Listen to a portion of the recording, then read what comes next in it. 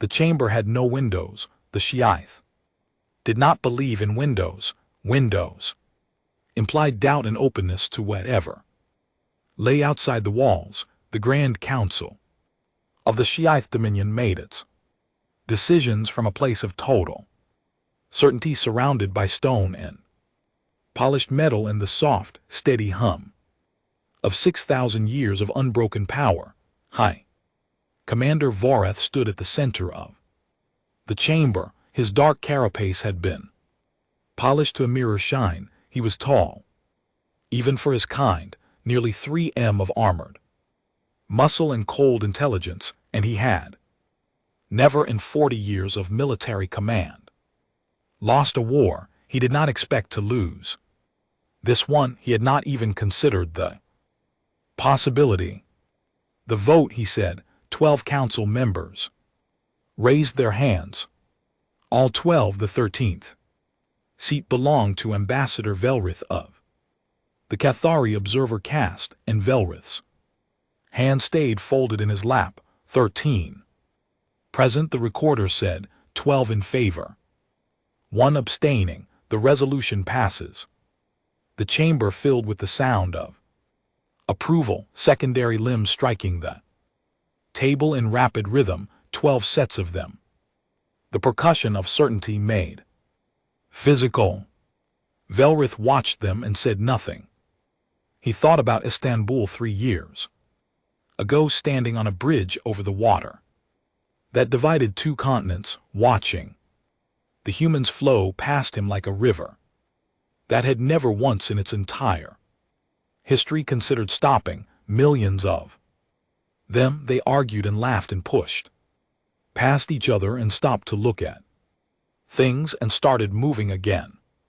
He had watched an old human man sitting alone on a bench throw pieces of bread to birds and look completely at peace with everything. He had watched 2 young humans in the middle of a screaming fight stop screaming, stare at each other, and then start laughing. He had watched a child fall off a bicycle, cry for exactly 25 seconds, and then climb back on. He thought about that child a lot. Humanity is hereby declared an enemy of the SciFi Dominion and its allied states, Vorath announced. Subjugation operations will begin within the cycle. More percussion, more certainty. Vel closed his secondary eyes and breath. Slowly, he had said his piece already.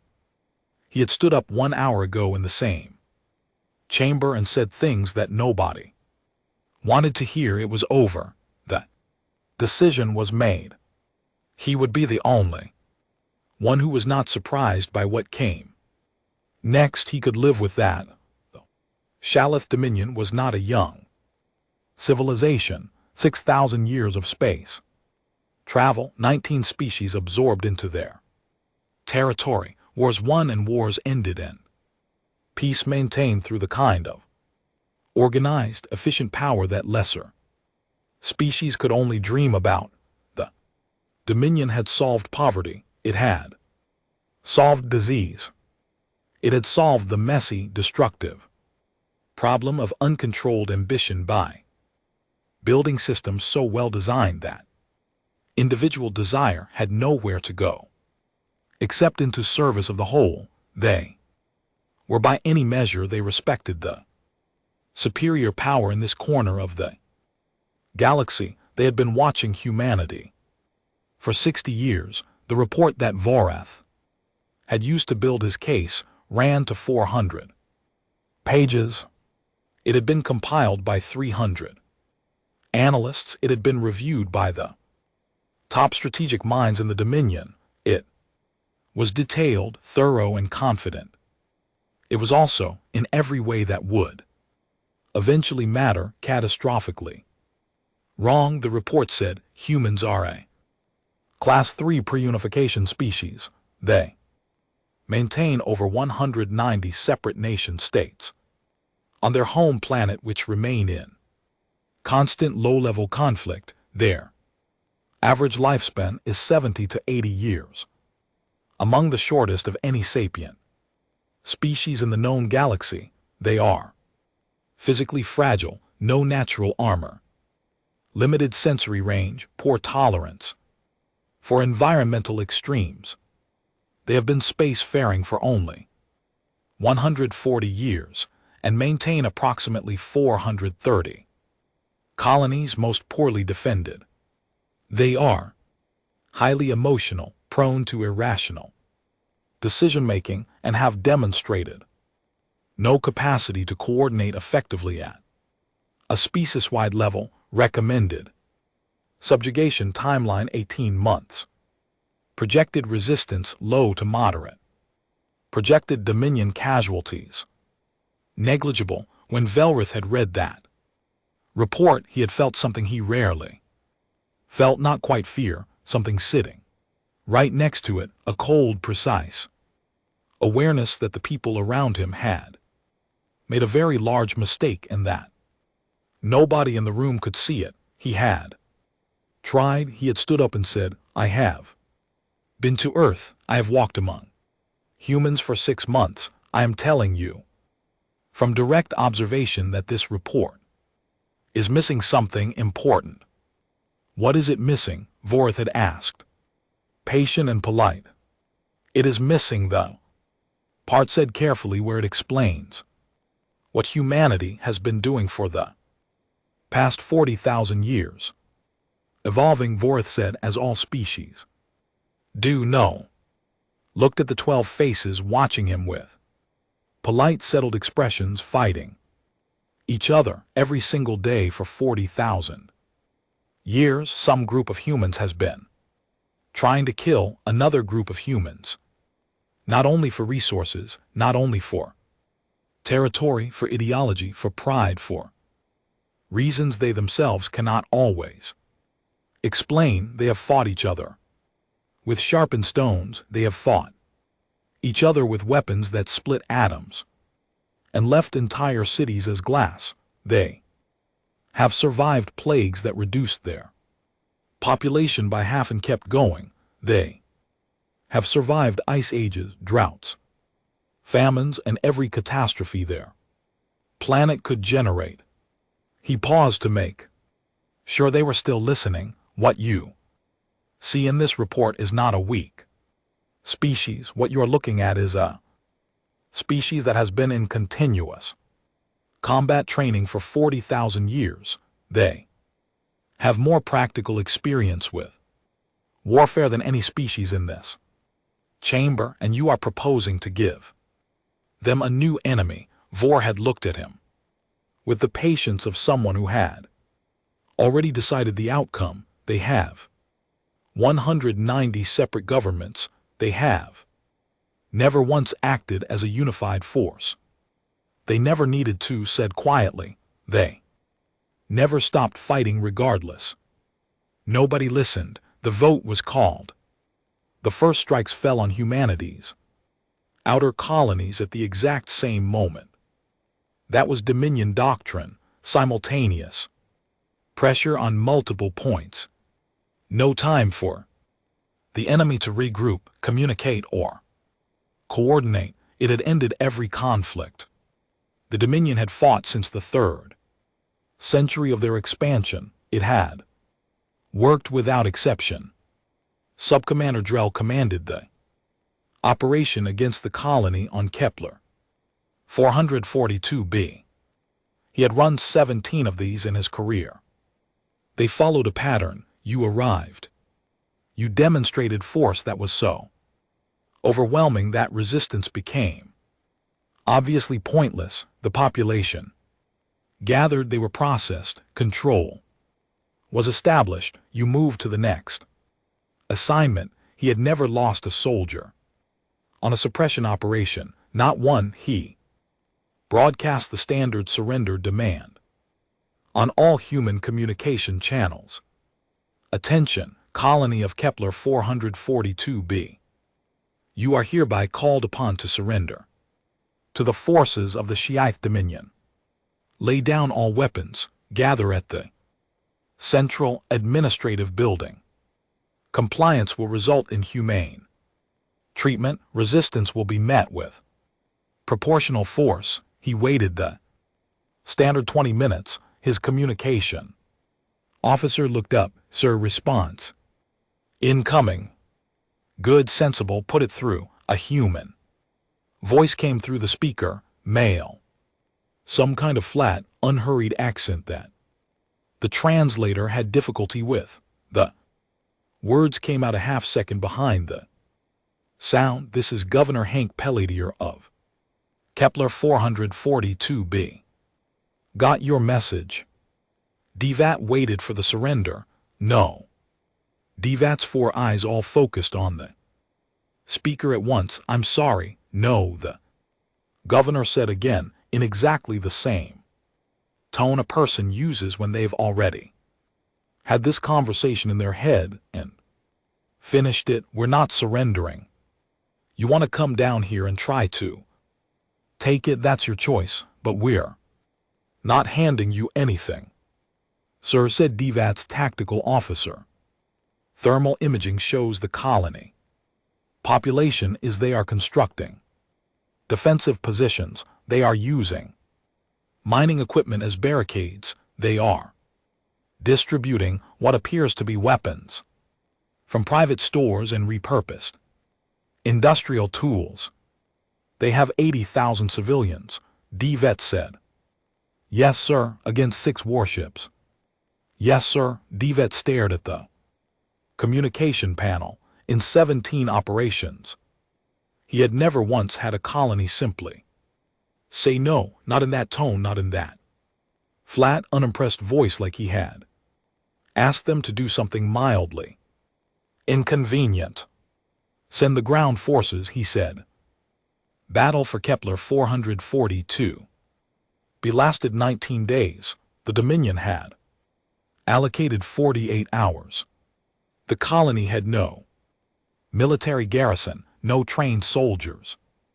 What it had was 80,000 people who had spent their entire lives in underground mine systems and knew every shaft, tunnel, maintenance corridor, ventilation route, and pressure chamber. In that entire rock, they had machines built to move through solid stone. They had engineers who could collapse a tunnel in 4 minutes and open a new 1 in 6. They had, it turned out, a significant number of former soldiers from a dozen different Earth nations who had immigrated to the colony and who had spent the 2 days between the declaration and the landing teaching. Everyone willing to learn. DVAT lost 340 soldiers in 19 days, taking a target that should have required none. He filed his report using careful language, words like unexpectedly entrenched in non-standard defensive configurations, an asterisk challenging subsurface terrain, professional language, controlled language. What he did not write in the report was what he had felt. On day 14, standing at the edge of what used to be mine shaft 7, looking at the barricade that a group of humans had constructed from collapsed equipment and debris, his analysts had told him this position had been held by about 60 people. He had sent 200 soldiers into that shaft. It had taken them a full day to clear it. 60 people against 200 trained Dominion troops holding a tunnel. They had known for days they would eventually lose. They had known they were going to lose. They had kept going anyway.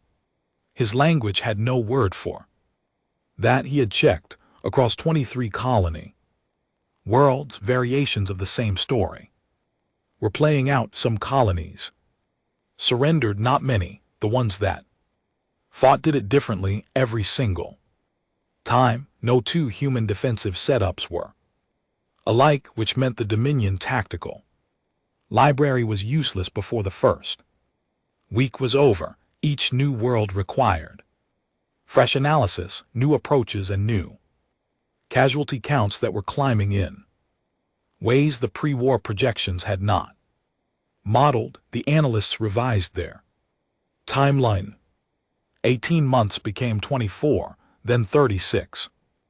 Vorth reviewed the new projections in his office and felt something he had not felt in a very long time, not concern. Exactly the early distant sound of something off-key in what should have been clean and simple, he called.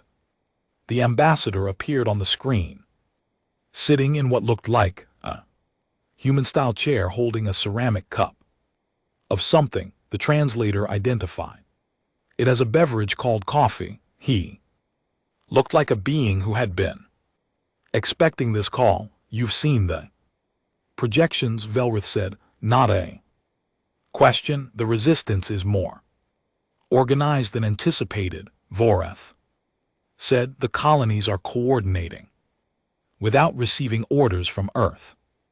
There is no central command directing them. I know. How are they coordinating?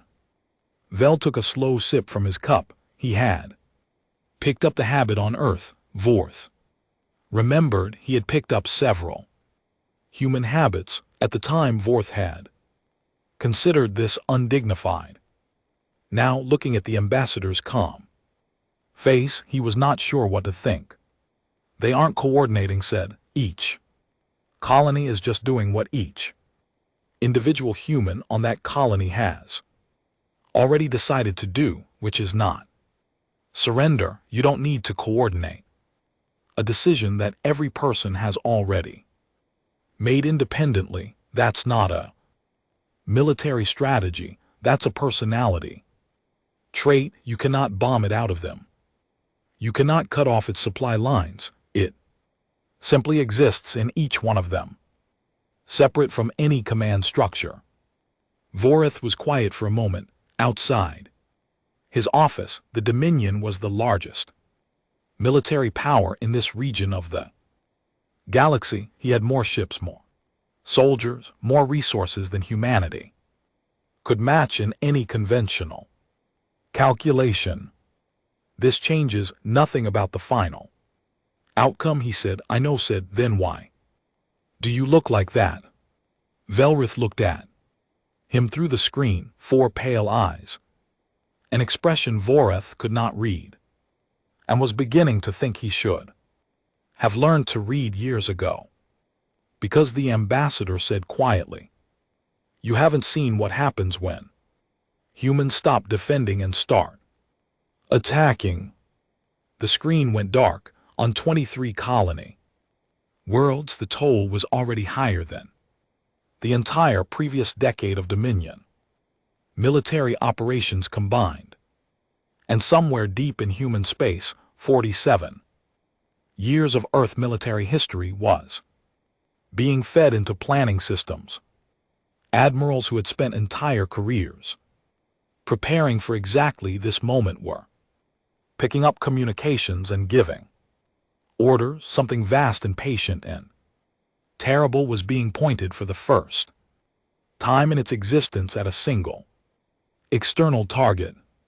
The colonies were not the war. The colonies had barely been the beginning. 3 months into the war, the Dominion High Command gathered at its central strategy center on Shaith Prime and tried to understand what was happening to them. The room was large, lit by the cold blue light of tactical displays. Holographic maps showed 23 colony systems in various states of conflict. Red indicators marked Dominion units pinned down, taking unexpected casualties, requesting support that was being stretched thin across too many theaters. Yellow indicators showed supply lines that were taking longer to establish than planned. Green indicators, controlled pacified zones, were fewer than anyone had projected. Fleet Admiral Cresta, who commanded overall Dominion forces in what they were calling the Human Pacification campaign, stood in front of the displays and tried to find the correct words for what she was seeing. They are fighting without a doctrine, she said finally. That is the core problem. Every species we have ever pacified had a military doctrine, a way of fighting, rules, structures, things we could analyze and build countermeasures for. The humans have no unified doctrine because they have 100 of them simultaneously, and individual soldiers seem to shift between them based on whatever seems most useful in the moment. General Vorlin of the ground forces nodded slowly. In my sector, the same unit fought 3 different engagements in 4 days.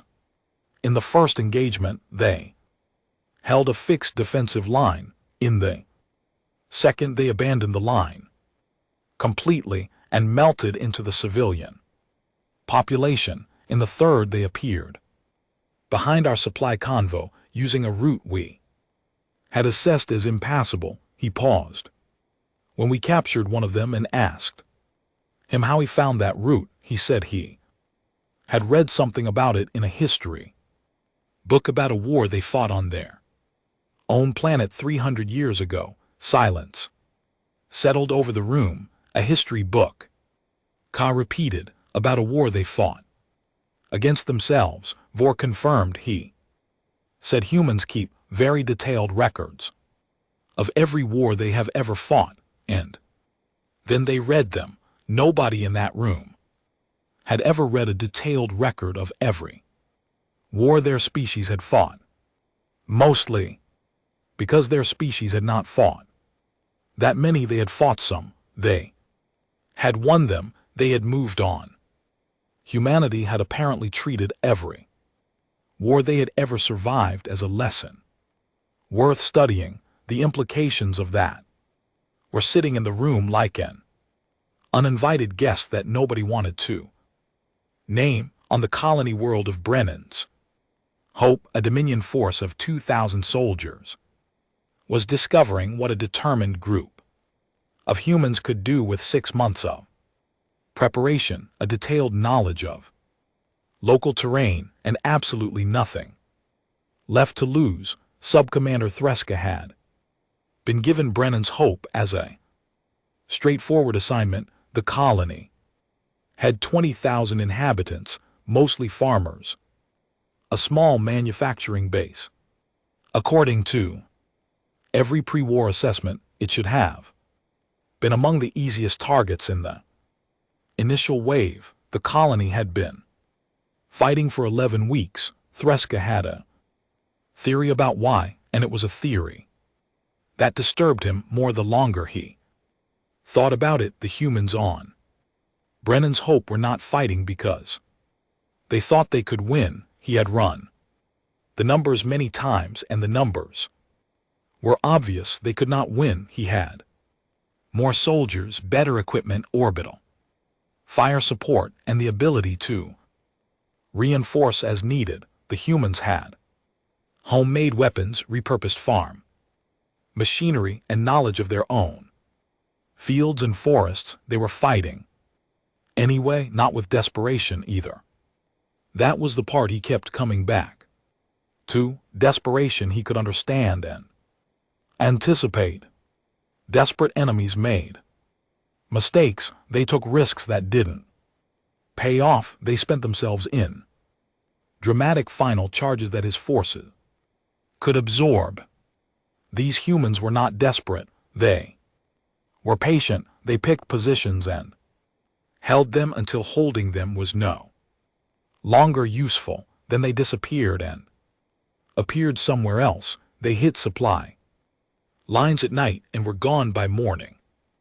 They left his forces controlling roads and buildings, while somehow the farms and forests around those roads and buildings remained fundamentally hostile territory. His soldiers could walk through a field and see nothing, and then an hour later, a supply transport on that same road would be hit.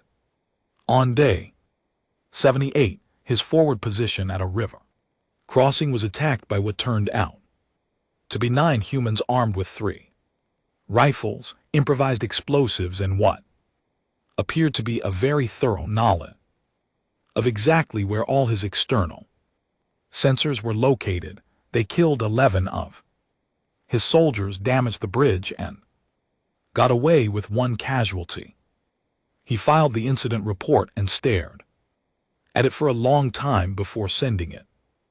He had also in week 9 captured 3 of them. This was where things became genuinely strange. The Dominion's instructions for handling prisoners were clear. You secured them, processed them, extracted whatever intelligence was useful, and confined them until the operation was complete. Standard protocol applied across 24 conflicts over 3 centuries. It was efficient. The 3 humans captured on Brennan's Hope were 2 men and 1 woman. They were injured, not badly, but enough to require basic medical care. Threska had provided it because his protocol required it. He had fed them because his protocol required it. He had placed them in reasonably comfortable confinement because damaging prisoners unnecessarily was inefficient. He expected nothing unusual from this. What actually happened was that his intelligence officer came to him 4 days later with a puzzled expression and said, "Sir, the prisoners want to talk about what they haven't specified. They say they want to." The officer checked his notes. "They want to express gratitude." Thresko went to see them himself. The 3 humans were sitting in their confinement cell, looking against all logic, relatively relaxed. The older male, who appeared to be about 50 by human standards, with gray at the edges of his dark hair and the kind of face that had been weathered by years of outdoor work, looked up when Threska entered. "You're the commander," he said through the translation device. "Yes, you had your doctor fix up my leg." He gestured to the bandaged limb. "You didn't have to do that. I've heard stories about other camps." Tha stayed quiet. The man continued, "I'm not going to tell you anything useful. I want to be upfront about that. I don't know anything that would help you militarily, but I wanted to say I appreciate the leg." The woman, younger, red hair, a burned scar along one forearm that predated her capture, was watching Threska with an expression he could not categorize. Not hostility, something evaluating and cautious and almost curious. "Why are you still fighting?" Threska asked. He genuinely wanted to know. "You cannot win. Colony will fall eventually. You are causing casualties on both sides that serve no strategic purpose." The older man considered this for a moment. "No strategic purpose from your view," he said finally. "From our view, every day we make this expensive for you is a day Earth has to prepare. Every soldier you send here is a soldier, not somewhere else. We know we're not winning this colony. We're paying for time." "Time for what?" The man smiled. It was a quiet smile. Not triumphant, not angry, just settled. "You'll see," he said. Back on Earth they were seeing the United Earth Defense Command had been a theoretical organization for most of its existence. It had been created 40 years ago when the first contact with the SciFiStories Dominion made it clear that humanity was no longer alone in a universe that might not be friendly. It had run drills. It had developed plans. It had built hardware in quantities that the 190 separate nations of Earth had argued over and funded grudgingly and debated endlessly. Now it had a war. Admiral Yanya stood on the bridge of the UEDC carrier Asterisk, relentless, and looked at the operational display showing the full scope of the conflict. 23 colony worlds under attack, 14 still resisting, 9 taken. The Dominion forces were pushing steadily but slowly, far more slowly than they had planned. Every day of that slowness was a day her fleet had used. Her fleet was not small. It had taken 30 years to build piece by piece through diplomatic battles and budget fights in technological development programs that had been classified so deep that most Earth governments didn't know the full picture. She had 340 ships, not all of them matched Dominion vessels, 141 in technology, but she had not been planning to fight the Dominion the way the Dominion expected to be fought. She had been planning to fight them the way humans fought. Fleet status, she said. All groups ready, Admiral waiting on your order. She looked at the display one more time. The 14 colonies still resisting. She thought of the people on those worlds who had made the decision to buy time with their own safety.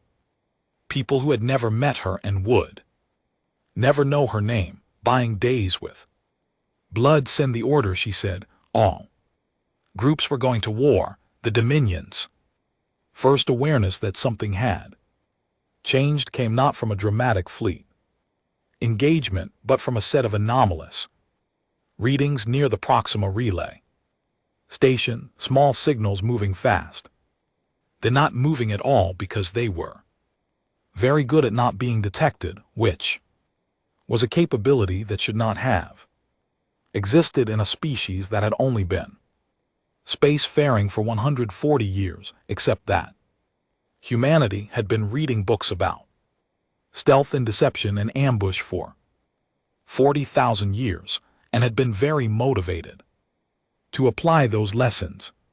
Sensor Officer Prackville on the Dominion patrol ship Certainty saw the readings, flagged them as possible interference, ran a secondary scan, and then said very quietly to no one in particular, "Those are ships." "How many?" the captain asked. Practal ran the numbers twice. "I, sir, the reading keeps changing. The system is having difficulty resolving them. An estimate." Practal looked at his screen, at the numbers that kept shifting as the human vessels did something to their sensor profiles that his system had no reference pattern for, at the sheer number of contacts that were resolving out of what had been empty space. "A lot," he said. "A lot of ships, sir." His captain looked at him. "Get me a number." "I'm trying." There he stopped. He looked at his readings one more time. Something cold moved through his thorax. "Sir, I think they've been there for 3 days. They've been sitting in our patrol corridor for 3 days, and we didn't see them." The captain went very still. "Get me command," he said. "Right now, 3 sectors away in a conference room on the Certainty S command station." A Dominion operations planner was about to pick up his morning briefing and read the casualty reports from the colonies, reports that were already much worse than anyone had publicly admitted. He was not going to get to the morning briefing. The human fleet had been patient for 3 months. It was done being patient. The Battle of Kepler's Gate lasted 11 hours.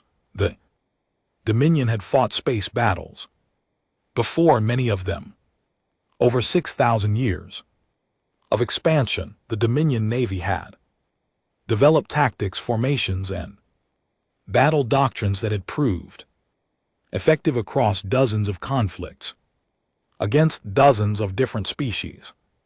Their ships were well built, well armed, and crewed by professionals who trained for years before being allowed near a combat deployment. None of that turned out to matter very much. The human fleet did not fight the way the Dominion had modeled. They did not advance in standard formation. They did not follow the predicted engagement patterns that Dominion tactical AI had prepared for. They split and merged and split again. different groups moving at speeds and angles that kept changing, and the Dominion formation designed to face a conventional enemy kept having to reorganize to respond to a shape that would not hold still. The human ships communicated in bursts that the Dominion signals teams couldn't decrypt fast enough to be useful. They used terrain, debris fields, the gravity of the near gas giant, even their own damaged vessels as obstacles in ways that weren't in any tactical library, because the tactics had apparently been improvised in real time by the fleet commanders. Improvised in real time. Fleet Admiral Cresta, watching from her command ship at the edge of the engagement, received the damage reports every few minutes and felt a specific kind of dread taking shape inside her chest, not because her ships weren't fighting well, they were. Her crews were doing exactly what they had trained to do. The problem was that what they had trained to do had been designed for a predictable enemy, and humanity was turning out to be the single least predictable species anyone in the Dominion had ever encountered. At hour 7, a group of human ships that had appeared to be retreating turned around, not to make a last stand, not in desperation. They turned around because the Dominion pursuit force had followed them exactly far enough that the humans now had a positional advantage, and the humans had known apparently that the Dominion ships would follow and had planned for that. The pursuit force lost 9 ships in 45 minutes. At hour 9, the Dominion line broke. Not collapsed. Broke, fractured in the middle, with a third of the fleet pushing one direction and 2 threes going another, and the human ships flowing through the gap like water finding a crack in rock. At hour 11, Cresta gave the order to withdraw. She had never given that order in her career. She sat in her command chair for a long time after the engagement ended, looking at the casualty numbers, and thought about the report that had said humanity's resistance would be low to moderate. The news spread across the Dominion's communication network faster than command would have liked. They tried to manage it. They issued controlled statements. They described Kepler's gate as a strategic repositioning. They published numbers that were accurate in a narrow technical sense and deeply misleading in every practical one. They did what powerful governments always do when reality stops cooperating with their narrative. It didn't help much because the galactic community was watching. The Shalath Dominion was not the only civilization. In this region of space, there were 11 other spacefaring species within reasonable range, ranging from the Valkyrie Trade Consortium, who were primarily interested in profit and carefully neutral in all conflicts, to the ancient and reclusive Orth, who had been observing events from behind their borders for 2,000 years without commenting on anything. In between were species of varying sizes, ages, and political alignments. All of them had been watching the human pacification campaign. All of them had expected it to be over quickly, including the ones who had privately hoped humanity would survive, because none of them had expected survival to be a realistic option. Now, they were watching the battle reports from Kepler's gates circulate through the networks, and conversations were shifting in tone. Ambassador Selna of the Valkyrie Consortium sent a private message to Velrith. It read, "I owe you an apology for not listening to you at the pre-war summit. More urgently, how bad is this going to get?"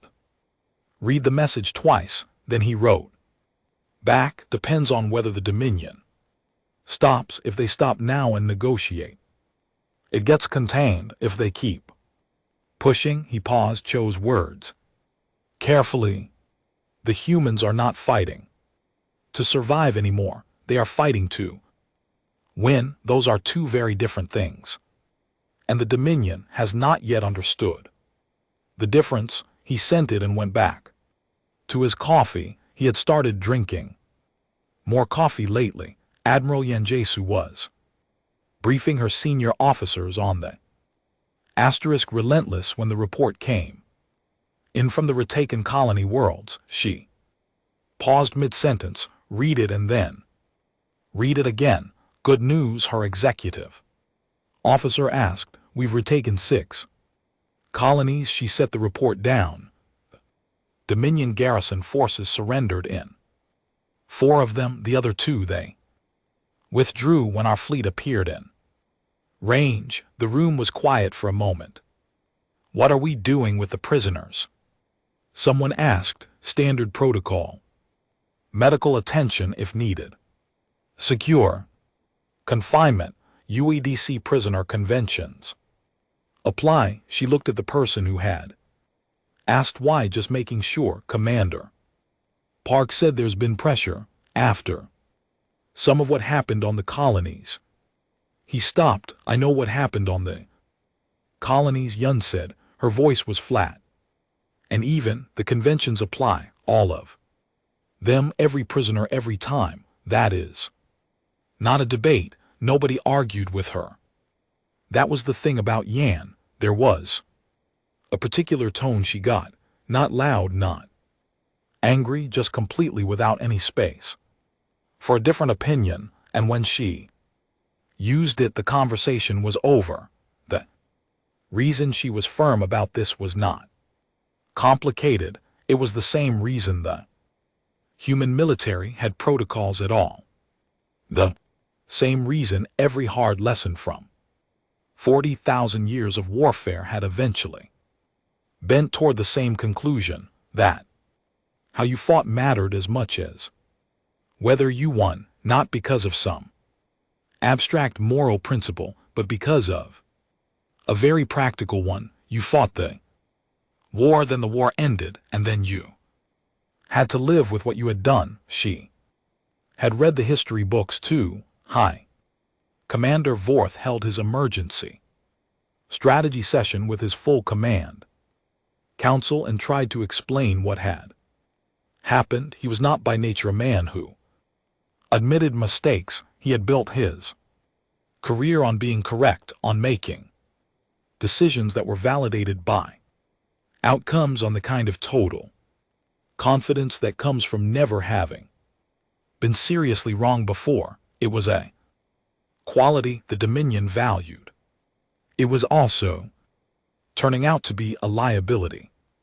The battle at Kepler's Gate was a setback, he said. It does not change the fundamental strategic picture. We have more resources, more ships, more soldiers. Humanity cannot match us in a sustained conflict.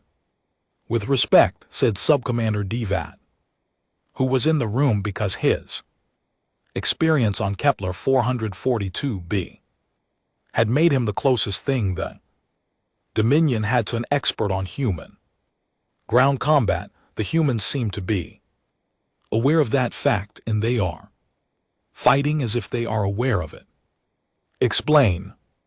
Devet chose his words with the care of someone who had been thinking about this for months. They are not trying to match us in a sustained conflict. They are not fighting our war. They are fighting their war. They are making each engagement as costly as possible for us, while costing themselves as little as possible. They are attacking our supply lines, not our front lines. They are taking back colonies, not trying to hold territory. They are, and I mean this precisely, they are bleeding us slowly, in a way that is designed to make us question whether this is worth what it costs. It is worth it, Voreth said. I know that, sir. The question is whether our supply infrastructure, our crew, morale, and our political support at home will agree with us 12 months from now, or 24 months, or however long this takes. The silence in the room was a different kind of silence than the confident percussion of the original vote. This was the silence of people doing calculations and not being comfortable with the results. What are you recommending? Vorath asked. I'm not recommending anything, sir. I'm telling you what I observed. The humans on the ground aren't fighting in a way that makes sense if you assume they care primarily about surviving. They are fighting in a way that makes sense if you assume they are willing to accept significant costs to make our costs significant. That is a different psychology than anything in our models. It's irrational, said the intelligence chief, accepting heavy losses to impose moderate losses on a superior force is mathematically irrational. Devitt thought about Mineshaft 7, about 60 humans holding a tunnel for a day against 200 soldiers, about a governor named Hank Pelletier saying no in a tone that suggested he had given the matter exactly enough thought and was done with it. Yes, sir, he said. It is mathematically irrational. He didn't say anything else. The first message from the neutral species arrived through Valkyrie diplomatic channels 6 days after Kepler's gate. It was addressed to both the Dominion and to Earth's UEDC command. It was signed by 7 species. It said in careful diplomatic language that the signatories were concerned about the escalating conflict and wished to offer their services as mediators between the polite formal lines. What it actually said was, we did not think the humans were going to fight this hard, and we are asking you to please stop before this becomes something none of us can control. Vorath read the message and said it aside. He was not interested in mediation. He had not come this far to stop and negotiate. He had the resources. He had the military power. He needed more time and more force, and he had both available. He sent back formal reply thanking the signatories for their concern. He began planning for the next push on a colony world called New Providence. A teenage girl named Maya Chen was helping move supplies through a tunnel that her father had dug over the past 3 months with a mining drill and a borrowed excavator. Her father was somewhere else in the network. She didn't know exactly where. That was the point of the network. Nobody knew exactly where anyone else was, so nobody could give that information, even if they wanted to. She was 17. Before the war, she had been thinking about going back to Earth for university. She had been interested in marine biology. She had grown up on a colony world and had never seen an actual ocean, but she had watched every documentary about them she could find and had decided that was what she wanted. The war had been going for 3 months. She moved the supplies and thought about the ocean. She did not think about whether they were going to win or lose. She thought about what needed to happen next and did that thing, and then thought about what needed to happen after that. Her father had told her once in a different context that the key to doing hard things was not to think about the whole hard thing. You thought about the next step. That was all, just the next step. She thought about the next step. She moved through the tunnel with her supplies and did not make a sound. Somewhere above her on the surface, Dominion soldiers were trying to figure out where the resistance was getting its supplies from. They had been trying to figure that out for 11 weeks.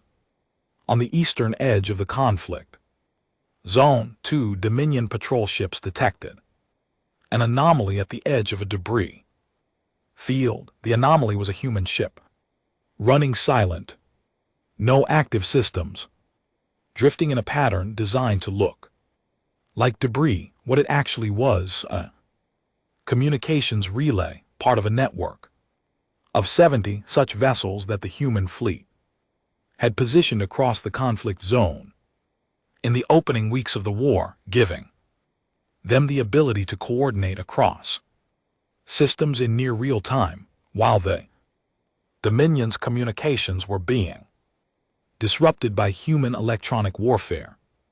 Teams, the 2 Dominion patrol ships, moved to investigate. They did not report back. That was how it went now, not in big dramatic fleet battles, mostly in small moments that added up. A patrol gone quiet, a supply convoy 3 hours late, a garrison waking up to find that the building they thought they controlled was surrounded. Every small moment cost something. Small moments accumulated over months became large problems. Vor's revised timeline was now 54 months. His logistics chief, a careful and methodical person named Brevda, who had never served in combat and spent her career managing supply chains, had submitted a private report to Vorath that he had not shared with the rest of the council. The report said that at the current rate of consumption, the campaign could be sustained for approximately 30 months before resource strain began to affect core Dominion systems. 54 months needed, 30 months available. Vorath put the report in a drawer. He was not out of options yet. He had not yet committed the full weight of the Dominion military. He had been treating this as a pacification campaign, a secondary action, something to be handled by a dedicated force while the main military held its position and maintained the Dominion's broader strategic posture. It was time he decided to treat it as a war. He began pulling resources from everywhere else. On the bridge of the relentless, Admiral Yun received the intelligence reports showing the Dominion buildup and nodded once slowly to herself. She had known this was coming. She had been preparing for it since before the first shot was fired. She sent 3 words to Earth. Command, they're going bigger. Earth. Command sent 3 words back. So are we. Month 8, the Dominion pushed with everything it had. Vorath had committed the reserve fleets. He had pulled garrison forces from systems that hadn't seen conflict in centuries. He had called in allied contributions from the 3 smaller species that had signed the Mutual Defense Pact with the Dominion, who contributed ships with obvious reluctance and even more obvious private doubts about the wisdom of this. He had assembled by any objective measure the largest single military force the Dominion had deployed in 400 years. He sent it toward Earth, not directly, not in one group.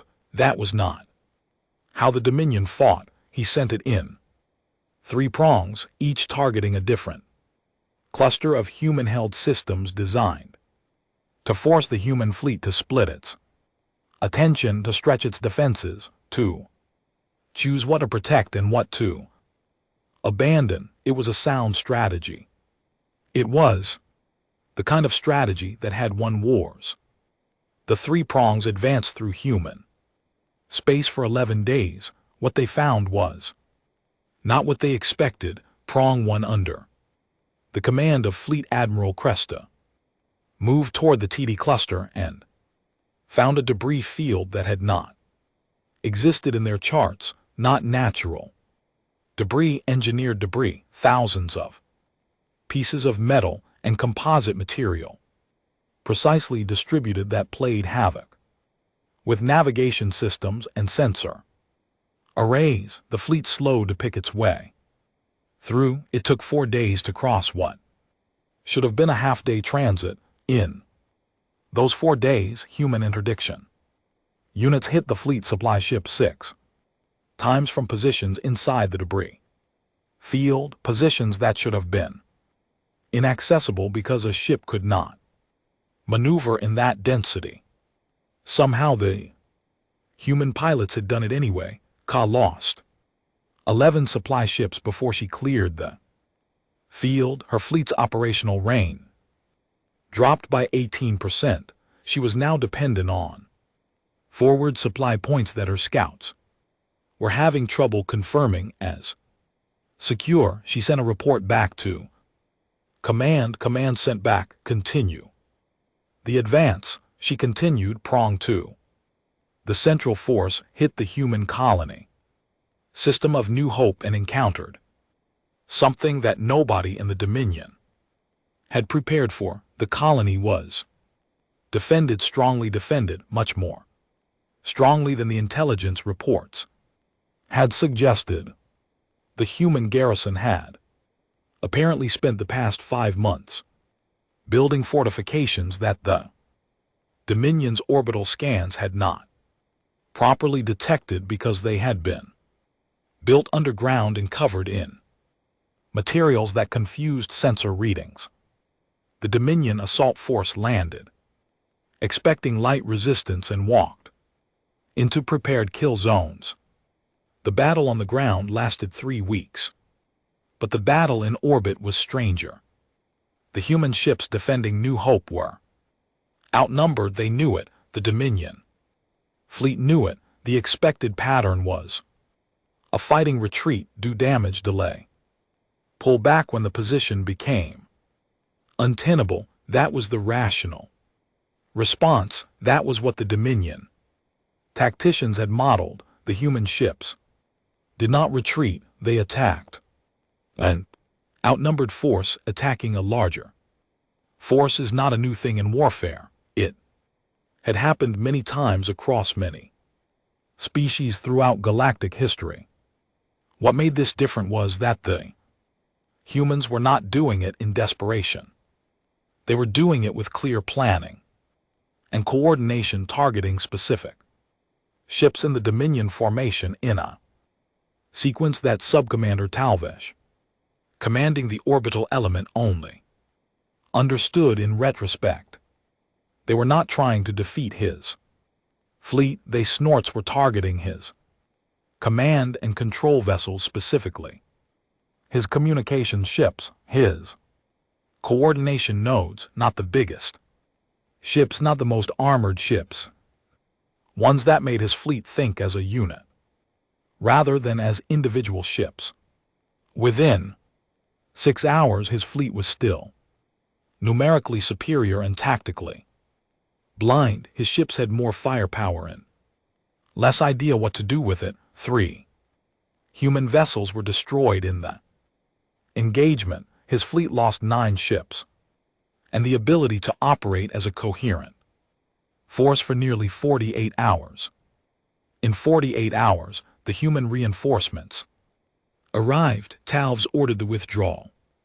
He also sent a report to command that was considerably more candid than most reports that went up the chain of command. It said, among other things, the humans appear to have studied our tactical doctrine in more detail than we have studied theirs. They knew which ships to target before the battle began. They had this planned. I do not know how long they have been planning it, but it was not improvised. He added one more line. I recommend that command read the history of every war humanity has ever fought before. Attempting further engagement, they have clearly read ours. Prong 3 had the most direct path. Vor himself commanded it. He had 1,700 ships. It was the kind of force that should have made everything in front of it get out of the way. It should have rolled through human space with the unstoppable weight of absolute military superiority, because by every quantitative measure, the superiority was real. He had more ships, more firepower, more experienced crews, more resources. The problem was that none of those advantages worked the way they were supposed to against an enemy that would not stand and receive them. Human space was deep. It was a sphere nearly 40 light years across by this point, with a home system at the center and colonies radiating outward, and every part of that sphere had been seeded with monitoring equipment, prepositioned supplies, hidden installations, and a civilian population that had spent the past 8 months being told in plain and simple language exactly what was coming and what they were being asked to do about it. What they were being asked to do was make the enemy's advance as expensive as possible. They did it. Prong 3 moved through human space at a fraction of its intended speed, spending resources at a rate that Voreth's logistics teams had not budgeted for, fighting an enemy that appeared, disappeared, reappeared from unexpected directions, and never once offered the kind of stand-up fleet engagement that the Dominion's advantages were designed for. Vor did not sleep well. He reviewed the intelligence on human psychology, looking for a lever. All military campaigns had a psychological component. You had to break the enemy's will to fight, not just their capacity to fight. For most species will broke before capacity. The knowledge that you could not win was enough. You did not need to grind through every last defender to the very end. The calculation became obvious and rational minds accepted it. He read report after report on human psychology. He found the lever, theoretically. The report said humans cared deeply about their home planet, about Earth, more than about anything else, more than about the colonies, more than about strategic position, more than about any piece of territory. Earth was the center of everything for them, not just practically as the location of their government and their largest population. Symbolically, emotionally, every human, no matter where they were born or where they lived, carried some concept of Earth as the place that mattered most. Hit Earth and you broke the will. That was the theory. Vor set his course for Earth. Vel found out what Vor was planning from a Valkyrie intelligence contact who owed him several favors. He sat with the information for 2 hours, turning it over, examining it from every angle. Then he did something he had not done in his career. He contacted the human diplomatic office directly.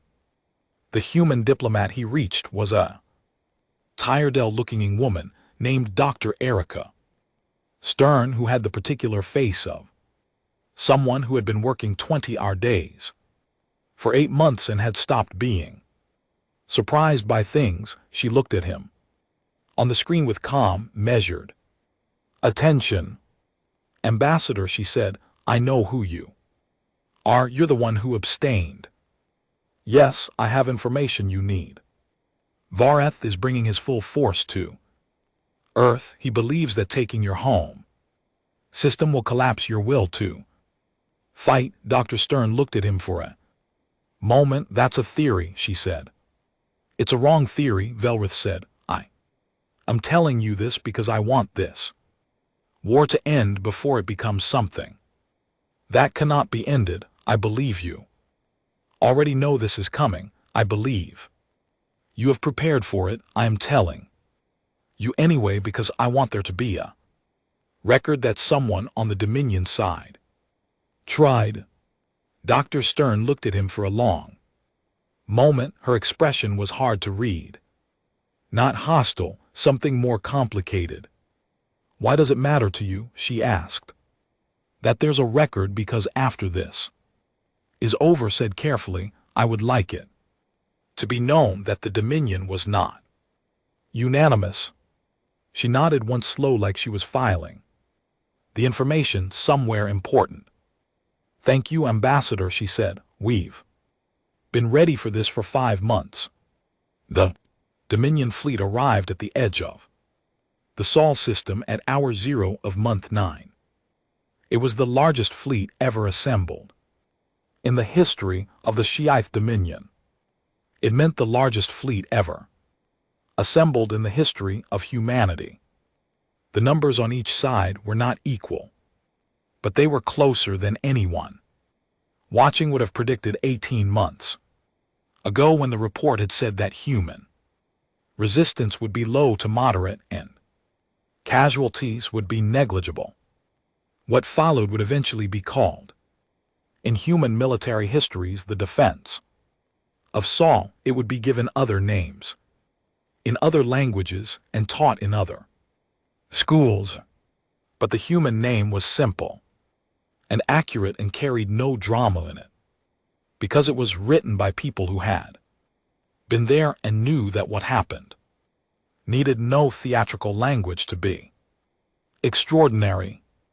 Voreth's fleet came in expecting, if not an easy victory, a decisive one. It was the hammer strike, the final blow, the moment where all the accumulated force came down on the center of the enemy and broke them. The human fleet did not fight like a force defending a home it was afraid to lose. It fought like a force that had been waiting for this exact moment, that had spent 8 months studying every engagement, mapping every Dominion tactic, stress testing every weakness they had identified. It fought with the very particular ferocity of an organism that has been patient for a very long time and is now done being patient. The battle lasted 4 days. On day 1, the Dominion's advance elements were met by human units whose positions had been calculated to force the Dominion formation into a specific shape. The Dominion commanders adjusted, as good commanders do. The humans had accounted for the adjustment. On day 2, the flanks of the Dominion fleet were hit simultaneously by forces that had been positioned weeks earlier, waiting. On day 3, the center of the Dominion formation, where Voreth's command ship sat, found itself in a tactical situation that had been constructed around it without his awareness, not trapped but constrained. Every move he made opened him to another problem. On day 4, Voreth lost more ships in 12 hours than the Dominion had lost in the entirety of its previous military history. He was not broken. He still had forces. He could still fight.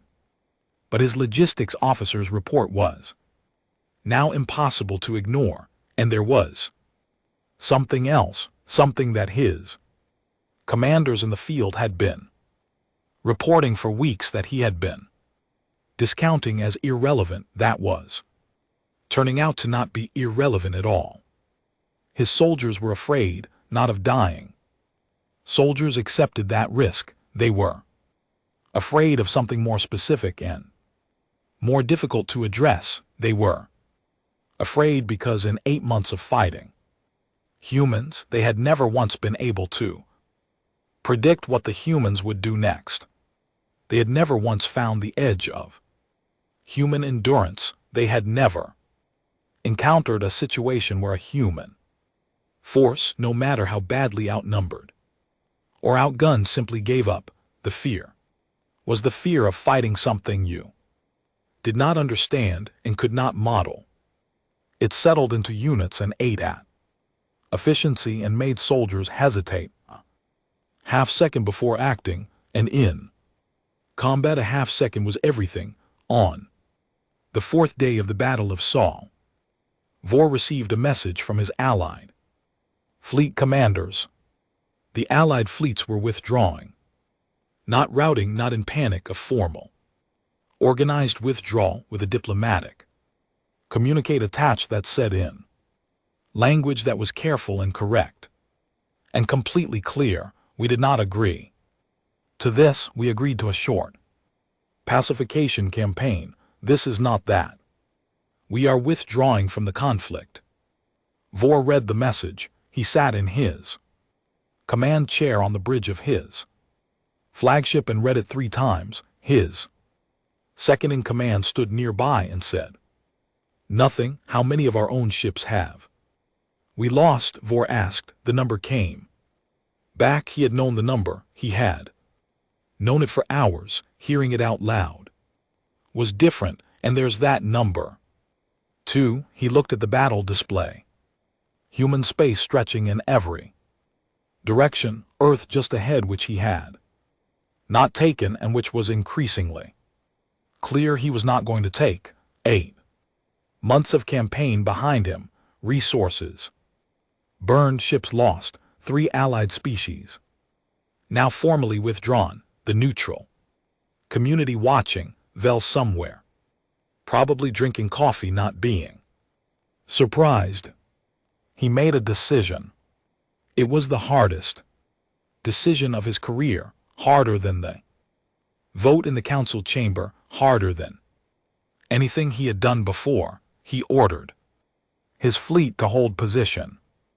And then for the first time in this war, he opened a channel to the human command, not to threaten, not to issue terms, to talk. The ceasefire held for 6 hours before anyone trusted it, then 12, then 24. Both fleets remained in position, neither advancing nor retreating, while communication channels that had carried targeting data and battle orders for 9 months were suddenly carrying something different. Voices careful, words, long pauses while translators worked and both sides tried to determine whether the other side meant what they were saying. Admiral Yanya conducted the first real conversation from a small room off the bridge of the Asterisk. Relentless, just her, a translator and a communications officer, no ceremony. She had not worn her formal uniform. She was in her standard working clothes, which were clean but showed the wear of 8 months of continuous operation. Vor appeared on the screen in full command armor. She noticed without reacting that it showed wear too, small scratches and faint stress marks that hadn't been there in the pre-war intelligence photos. Admiral Yan, he said, her name in his language was a series of clicks that the translator rendered as a formal address. High Commander, she said, a silence. I have studied your species for this campaign. Voreth said, I have read everything my analysts compiled. I have reviewed every engagement report from every theater of this war. Another pause. I do not believe I understood what I was reading. Yan waited. What I want to know, Voreth said, is whether there are terms under which this can end and whether you are the right person to discuss those terms.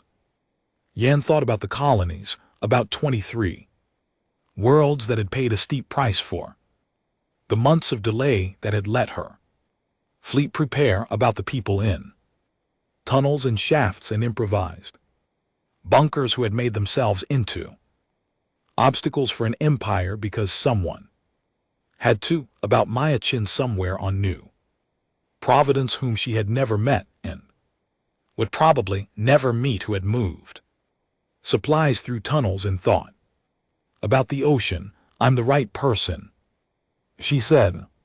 Tell me what you're offering. The negotiations lasted 3 weeks. They were held on a neutral station that the Velari Trade Consortium made available in a conference room that smelled faintly of a Valkyrie air treatment system which had its own particular smell that neither human nor Goliath found comfortable, that turned out to be useful. Shared discomfort is a modest kind of common ground, but it was something. Velrith was present as an observer at his own request, and with the quiet approval of both sides, he sat in the corner and drank coffee from a travel container he had brought from somewhere, and mostly did not speak unless someone asked him something directly. He had been waiting for this room for 9 months. The Dominion side, led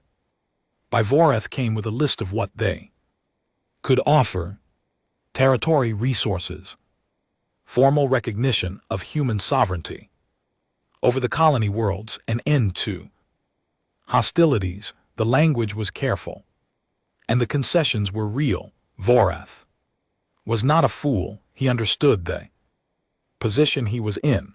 The human side, led by Dr. Erica Stern of the UEDC diplomatic office, listened to all of it. Then she put a different document on the table. The document was not a list of demands, it was a framework, and it was more complicated than a list of demands, and it asked for things that were harder to give than territory or resources.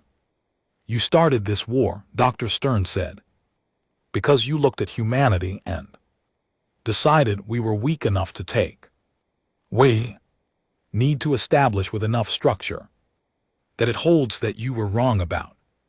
That not as a point of pride, as a practical matter, because if the only outcome of this war is a ceasefire, then in 20 years, when we've both rebuilt, whoever is in that seat, she gestured at Voreth, is going to look at the same intelligence reports and think maybe this time it'll be different. Vor was quiet. What is it you want? He asked. We want a peace that's expensive enough to break, that neither side tries to break it. We want the colony worlds left alone permanently. We want formal diplomatic status at the Galactic Council level. We want the Dominion to publicly acknowledge that this war was a mistake.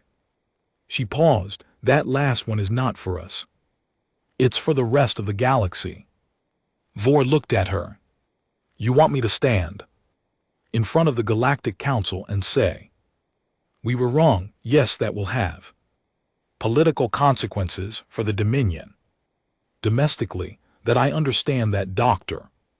Stern said. I'm asking anyway.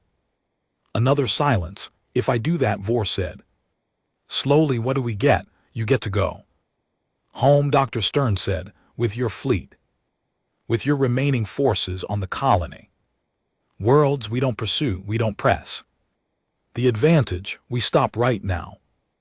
Everything we have, we stand down. She looked at him steadily. You get to tell your people that you ended this war before it got worse, which it would have. Voreth held her gaze. He knew she was right. He had run the numbers enough times to know she was right. Another 6 months of this campaign, and the Dominion would begin to feel the strain in systems that had nothing to do with the military supply chains, industrial output, the civilian sectors that had been quietly subsidizing a war the government had told them was almost over for 9 months with no end in sight.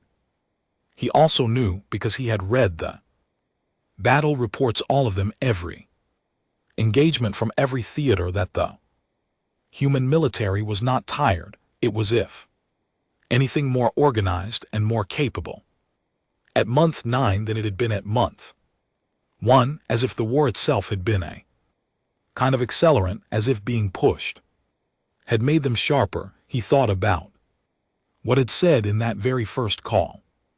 You haven't seen what happens when humans stop defending and start attacking. He had seen it now. I need to consult with my council, he said. Of course, Dr. Stern said. The consult lasted 2 days, not because the answer was unclear. The answer by day 2 was Very clear to everyone in the Dominion. Command structure who was willing to look at the actual numbers without the filter of pride or sunk cost or institutional momentum. The answer was that the war needed to end, that the terms were survivable, and that the alternative was worse. It took 2 days. Because of the pride, because of the institutional weight of 6,000 years of not being wrong, because the vote in the chamber had been unanimous -1. And the person who had abstained was now sitting in a conference room on a neutral station drinking coffee and being quietly correct about everything. On the second day, Vor called to a private conversation. You knew, Vor said. Yes, Velrith said. You knew from the beginning. I knew enough to know that I didn't know enough to predict exactly how it would go, Vel said carefully. I knew that the assumptions in our report were wrong. I knew that 60 years of observation had not captured what kind of species humanity actually was. I tried to explain that. You failed to explain it convincingly. Elrith looked at him with an expression that was not quite reproach, something more patient than that. I didn't have the right words. I don't think there are right words for it. Actually, I think you have to see it. You have seen it. Now, Voreth was quiet for a moment. What are they? He asked. What kind of species is humanity? Define it. In terms I can give the Council. In terms I can give the Galactic Council when I stand in front of them. Bell took a sip of his coffee. He thought about Istanbul, about the bridge over the water, about the child in the bicycle. They are the species, he said slowly, that evolved on a difficult planet, surrounded by things trying to kill them, fighting each other when nothing else was available, and every single time they were knocked down they got back up, not because of a command structure, not because of a hive mind, not because of a centralized will, because each of them individually has that response built into them. He paused. They are 40,000 years of lessons about how to survive hard things, compressed into individuals who only 70 years each, which means every generation has to learn the lessons again, and they do. They always do. He set the coffee down. They are the most dangerous thing in the galaxy, not because they are the strongest. They are the most dangerous thing in the galaxy because they refuse to accept that losing is final. Voreth sat with that for a long time. I should have listened to you, he said finally. Yes, said you know that now. Hi. Commander Vorth stood before the Galactic Council 3 weeks after the ceasefire. The chamber was full in a way it almost never was. Every species with a seat had sent a representative, and most had sent their most senior ones. The Velkari were there.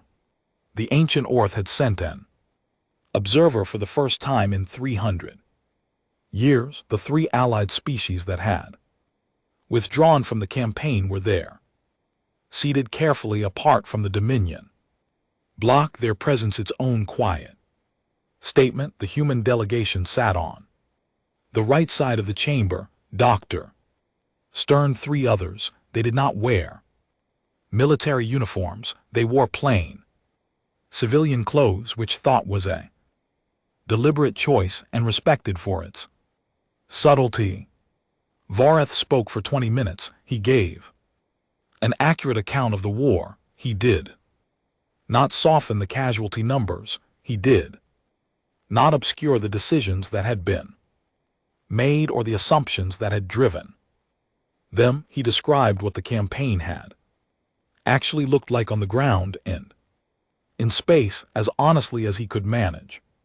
He said, we made a decision based on incomplete understanding. We assessed a Species by the metrics we use for all species, and those metrics did not capture what humanity actually is. This was an error of intelligence and an error of judgment, and it was mine.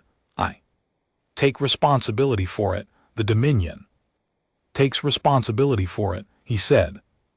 We were wrong to start this war. Terms we have agreed to are just, and we will honor them. He sat down. Chamber was quiet. Then Dr. Stern walked to the floor. She was shorter than most of the beings in the room. She had a quiet, unremarkable face that had been doing complicated work for 9 months and showed some of the wear of it. She stood at the center of the floor and looked around the chamber without hurry. We accept the Dominion's acknowledgement, she said. The war is over. The terms stand. We hold no malice toward the Dominion people who did not choose this war. We hold no malice toward the allied species who participated and withdrew. She paused. We want to be clear about one thing for the record, and for any species in this chamber that may have been watching the past 9 months and drawing conclusions. She waited a moment. We are not looking for enemies. We never have been. We have enough things to do. We have an ocean we want to study, frankly, and a dozen other scientific projects, and about 9 months of reconstruction work that is going to take years. We have children who would like to grow up without a war. Another pause. But if someone decides again that we are easy to take, then what happened in the past 9 months will look like the quiet part of the story. She sat down. The chamber was very quiet. The reconstruction on the colony worlds took 4 years. Some of it was physical infrastructure and buildings and the mining systems that had been repurposed into defensive networks and needed to be returned to their original function. Some of it was harder to rebuild. The people who hadn't come back, the communities that had organized themselves around survival and now had to remember how to organize themselves around living on New Providence. In the second year after the war, a girl enrolled in a marine biology program at the University of Earth's Oceanic campus. She had never seen the ocean before in person. When she finally stood at the edge of the actual water and looked at it, at the real thing, vast and gray-green and smelling of salt and life, moving in ways that documentaries could not fully capture, she stood there for a long time and did not say anything. Her roommate standing next to her asked what she was thinking. I'm thinking it's bigger than I thought, she said. She started the next day. The Galactic Council added a formal notation to their record of first contact protocols. It was brief. It was placed in the section dealing with species assessment and conflict initiation. It had no official name. Galactic Council notations rarely did.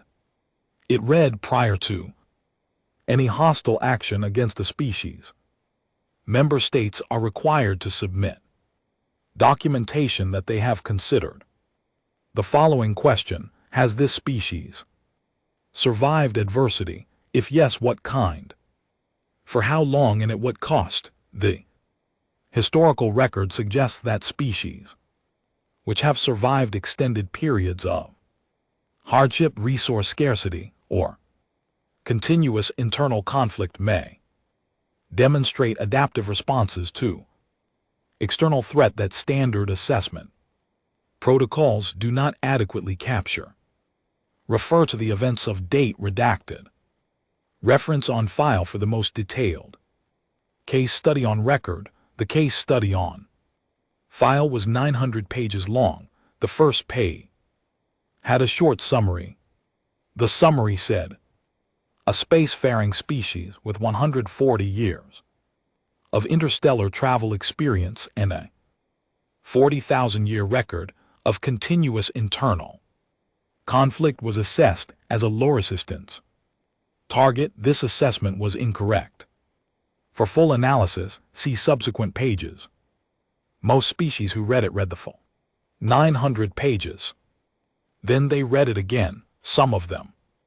After that sent diplomatic overtures to Earth, new trade agreements, requests for cultural exchanges, invitations to galactic community forums that humanity had never been invited to before.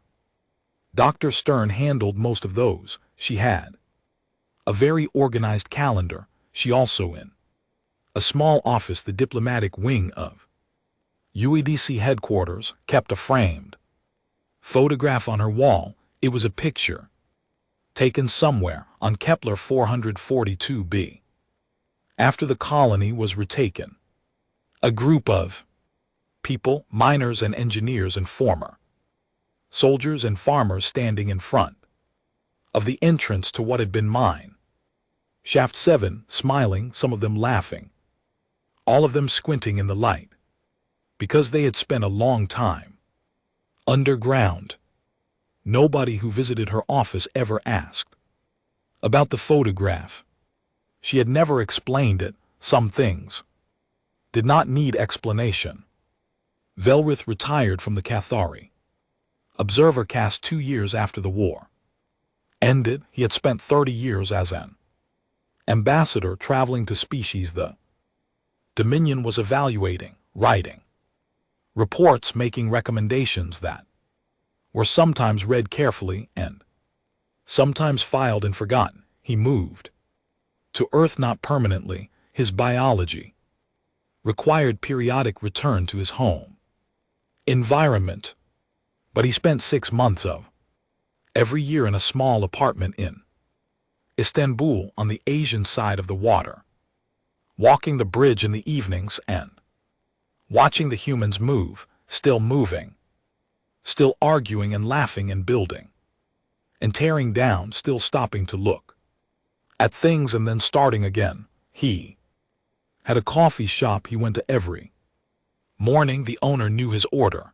The regulars recognized him. A few of them knew who he was. Most of them did not, and treated him as they treated anyone with the particular flavor of Istanbul friendliness, which was not offensive but was consistent and real. He had tried once to explain to the coffee shop owner what he had tried to do before the war and why it had mattered that he had tried. The owner, a woman in her 60s, with gray hair and a permanently amused expression, had listened, nodded, and then said, "Good, better to try and not be listened to than to not try." She had refilled his coffee. He had thought about that for a long time. Better to try. The sun went down over Istanbul on an ordinary evening, as it had done for every ordinary evening that city had survived, which was a number so large it had lost meaning. The lights came on. The bridge filled up with people. Somewhere a radio played something in a language he was still learning. He sipped his coffee. He watched the humans. He was glad in a way he could not fully articulate in his own language that they were still here.